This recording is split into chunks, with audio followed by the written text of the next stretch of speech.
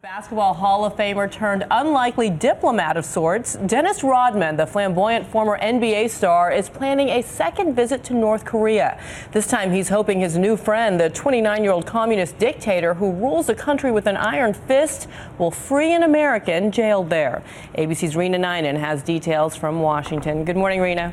Hi, Aviana. Good morning to you. Flamboyant. Yeah, you're right. Dennis Rodman, he sure doesn't disappoint when it comes to being provocative. And this time, he has some harsh words for President Obama as he plans some freelance diplomacy for a potential August trip to North Korea. He's back. Obama can't do Harsh words for President Obama in this rant on TMZ.com, where former NBA star Dennis Rodman vented about the president's foreign policy toward North Korean leader Kim Jong-Un. We got a black president, can't even go talk to him. How about that one? Rodman, who visited the communist nation in 2013, says he's planning a return trip in August. This time, Rodman says he's on a mission he feels President Obama can't get done. Obama can't do I don't know why he won't do it, so do that bullshit.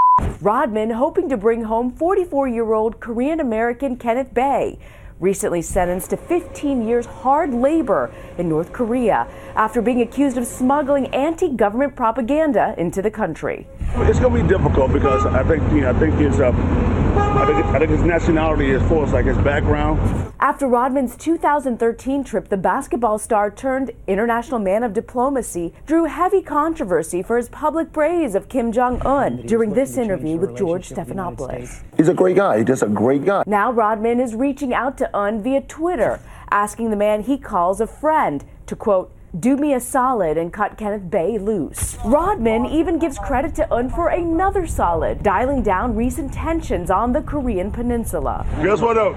At least Kim did one thing. He took the missiles back. Dang it.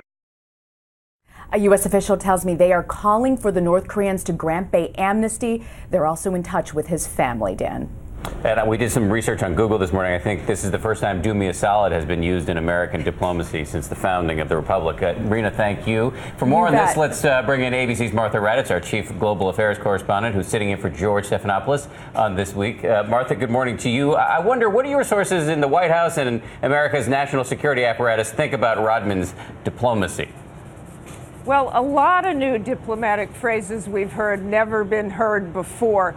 Look, last time he went over there, as soon as he got back, Kim Jong-Un threatened to launch those missiles. We had a diplomatic crisis for months. So I don't think Dennis Rodman did much good last time. Of course, everybody is hoping that the American is released. If Dennis Rodman can do something towards that end, that's great, but nobody's counting on it. So he'll be judged on his results. Now, let me switch topics. As the controversy over that attack on the American outpost in Benghazi gets more intense this week, what's the potential fallout for Hillary Clinton, the former Secretary of State who may run for president in 2016?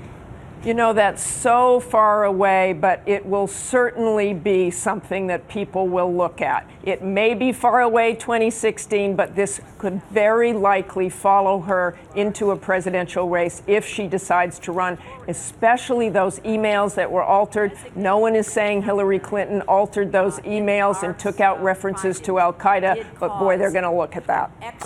This may dog her for months, perhaps longer. Martha Raddatz, thank you. And Martha's got a big show this morning. Senators John McCain and Jack Reed will debate Benghazi. That's later this morning. Martha Raddatz in for George Stephanopoulos on This Week.